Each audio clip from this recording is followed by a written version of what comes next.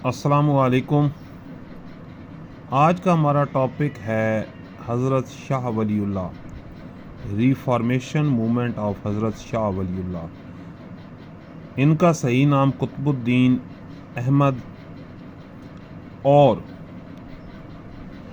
یہ 1703 میں پیدا ہوئے۔ بیسیکلی شاہ ولی اللہ کی شخصیت کے اوپر جب ہم ڈسکس کرنا چاہیں گے تو ہمیں یہ بات ذہن میں رکھنی چاہیے کہ یہ ہمارے رائج الوقت علماء کی طرح ان کی کنٹریبیوشن نہیں ہے، بلکہ ان کے بڑے اپر لیول کے یعنی گورنمنٹ لیول کے کنٹریبیوشنز ہیں۔ تو سب سے پہلے اس وقت کے جو بادشاہ تھے انہوں نے کوشش کی کہ رولرز اور علماء کے درمیان جو گیپ آ گیا ہے اس کو کم سے کم کیا جائے، کیونکہ جو دین تھا وہ دنیا سے سیپریٹ کر دیا گیا تھا۔ تو ان کا جو فرسٹ کنٹریبیوشن ہے وہ یہ تھا، اور with the passage of time جو مسلمانوں کا مغلیہ دور وہ کمزور ہو رہا تھا، اس دوران سکھ جٹ اور مرہٹاز جو ہیں وہ بڑی تیزی سے طاقت بھی پکڑ رہے تھے، اور جہاں جہاں ممکن تھا وہ قبضہ کر رہے تھے۔ اور مسلم رورلز کے اندر اتنی جرت اور اتنی ویژن اور اتنی اسٹرینتھ ہی نہیں تھی کہ وہ نہ صرف حکومت کو سروائیو کروا سکیں بلکہ وہاں کی موجود عوام کو بھی کوئی فیسیلیٹیٹ کر سکیں، بلکہ وہاں کے مسلم ایز ویل باقی سوسائٹیکل جو ممبرز ہیں وہ کرشنگ میں تھے۔ شاہ ولی اللہ نے جب یہ حالات دیکھے، یہ سچویشن دیکھی، تو اس نے سب سے پہلے مختلف وے استعمال کیے اس حالت کو بہتر کرنے کے لیے۔ اس نے مختلف رولرز کو خط لکھے کہ آپ جو ہیں اس طرف نظر ڈالیں مسلمانوں کی حالت زار پر، اور نجیب الدولہ کے تھرو نادر شاہ کو اس بات کی طرف لے کر آئے اور ان کو تمام حالات، واقعات، اسٹرینتھ، پاورز اور ایریاز کے متعلق بھی انفارمیشن دی کہ تاکہ وہ جب بھی یہاں پہ اٹیک کریں ہمارے جو مسلم رولرز ہیں جو کرشنگ میں ہیں ان کو دوبارہ سے بحال کرنے کے لیے جب وہ کوشش کریں تو ان کے پاس تمام جو ہے پروفز ہوں۔ تو انہوں نے نادر شاہ کو تمام ڈیٹا بھی ایز ویل ساتھ پرووائڈ کیا۔ نادر شاہ نے اٹیک کیا پانی پت کے میدان پہ، 1760 میں یہ لڑائی ہوئی، اور نادر شاہ جو ہے وہ کامیاب ٹھہرے، اور انہوں نے اس وقت کی گورنمنٹ جو ہے وہاں کے حکمرانوں کو دی، لیکن انفارچونیٹ ایسا کچھ بھی نہ ہو سکا، بہتری نہ آ سکی جو سمجھی جا رہی تھی۔ اب اگر ہم economic condition and corrupt government, اگر اس کے اوپر ہم تھوڑی سی نظر ڈالیں تو اس وقت کی جو اکنامک کنڈیشنز ہیں، economic conditions rich same as آج کی طرح رچ جو ہیں بہت زیادہ رچ تھے، سرکولیشن آف منی جو ہے ایک ہی کلاس کے اندر ہو رہی تھی، اور جو غریب تھے ان کے اندر بھی جو ہے ایسا جو ان کی بیسک نیسیسٹی آف لائف ہے اس کی طرف بھی گورنمنٹ کی کوئی توجہ نہیں تھی۔ علاوہ ازیں ٹیکسیشن، برڈن آف ٹیکسیشن، اور لاسٹ ون جو ہے وہ یہ تھا کہ کسی بھی قسم کی جو ہے گورنمنٹ کے پاس ایسی پالیسیز یا ویژن ہی نہیں تھا کہ لوگوں کی لائف کو جو ہے اپ گریڈ کیا جائے۔ اگر وہاں کی ریلیجس کنڈیشن کی بات کی جائے تو role of Akbar and Shah Jahan, اکبر بادشاہ نے آپ کو سامنے ہے کہ اکبر بادشاہ نے اپنی یونیفیکیشن آف گورنمنٹ کے چکر میں دین کا سہارا لیا، بلکہ دین کو تباہ و برباد کر دیا، اور اس کے ساتھ شاہ جہان نے بھی کوئی کسر نہ چھوڑی۔ یہ بنیادی طور پہ ایک نو ڈاؤٹ ایک کنسٹرکٹر اور بلڈر شاہ جہان ضرور تھا، لیکن خاص اس طرح کی کہ دینی حساب سے اس کا بھی کوئی کنٹریبیوشن نہیں ہے۔ اور اس وقت میں جو 17 سینچری میں جو سب سے بڑا ایشو تھا، علماء جو ہیں ان کو ایک بہت بڑا پرابلم یہ بھی تھا کہ وہ اولڈ ٹریڈیشنز کے مطابق اپنے آپ کو لے کے چل رہے تھے، اس طرح کا کوئی رجحان نہیں تھا کہ اپنی ڈیولپمنٹ کی جائے، اور اسلامک جو بیسک قرآنک ورسز اور حدیث ہیں ان کو according to the needs of time جو ہے ایکسپلین کیا جائے اور لوگوں کو سمجھایا جائے اور بڑی آسان لفظوں میں لوگوں کو بتایا جائے۔ بجائے اس کے کہ اس وقت جو ہے مسٹیسزم اور ہندو یہ دونوں جو ہیں ایک زور کے طور پر، ایک خطرے کے طور پر سامنے آئے ہوئے تھے، جس کا یہ نقصان ہو رہا تھا کہ جو ہے ایسا کوئی بھی عالم جو اس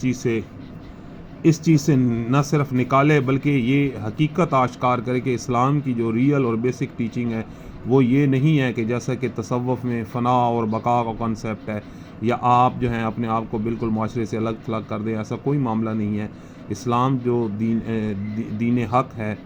وہ ہمارے ہر وقت کی ضرورت کو پورا کرتا ہے اور اس کی جو ہے مسائل کا بھی ایک بہترین سلوشن ہمیں دیتا ہے۔ اب اسکیپٹسزم اور ریشنلزم کے اوپر اگر بات کی جائے تو لوگوں کے اندر ڈاؤٹ کریٹ کیا گیا دین کی حقانیت کے بارے میں تھرو فلسفی کے ایسی ایگزامپلز فلسفیکل دی گئیں کہ دیکھیں آپ کا دین تو ہے عقلی دلائل کے اوپر پورا نہیں اترا،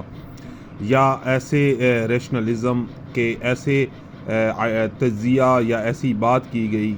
اور کہا گیا کہ آپ دیکھیں کہ دین جو ہے ان باتوں کے اوپر آپ کا جسٹیفائیبل نہیں، پورا نہیں اترا، حتیٰ کہ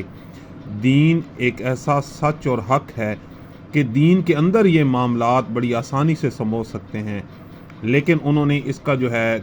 لوگوں نے مس یوز کرنا شروع کیا۔ ڈفرینسز آف شیعہز اینڈ سنیز یہ آج کا بھی مسئلہ ہے، لیکن اس وقت انہوں نے اس کو جو ہے 17ویں صدی میں جو ہے اس مسئلے کو اجاگر کیا اور ان کے درمیان جو پیٹی ایشوز تھے ان کو ریزالو کیا اور ان کو یونائٹ کا کہا کہ اگر آپ دونوں یونائٹ ہو کے آگے چلیں گے تو آپ کیا کریں گے، زیادہ بہتر طور پہ ایز اے کمیونٹی آگے پروگرس کریں گے۔ کلاسیفیکیشن آف ٹریڈیشن، یہ مجھے ان کا کنٹریبیوشن سب سے ویسے بیسٹ لگا کہ ہم خود بھی آج ان کا شکار ہیں کہ انہوں نے کلاسیفائیڈ کیا کہ کس سورس کی کیا اہمیت ہے۔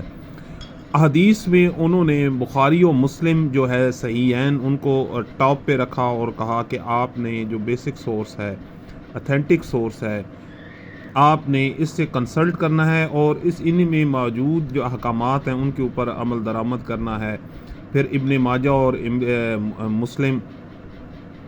اور اسی طرح لاسٹ پہ جو ہے ان ٹریڈیشنز کو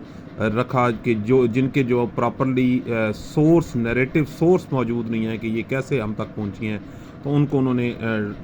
لاسٹ پہ رکھا، اور یہ ان کا کنٹریبیوشن ایک one of the best contribution ہے۔ جورسپروڈنس کی بات کی جائے تو انہوں نے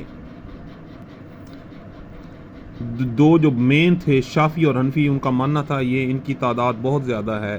لہٰذا ان کو جو ہے سیم گراؤنڈ پہ لانے کے لیے ان کی جو درمیان سملرٹیز ہیں ان کو اجاگر کیا اور بتایا کہ یہ جو لڑائی اور اس طرح کے جو باقی معاملات ہیں جن کی وجہ سے آپ میں دوریاں ہیں، یہ بالکل چھوٹے چھوٹے معاملات ہیں۔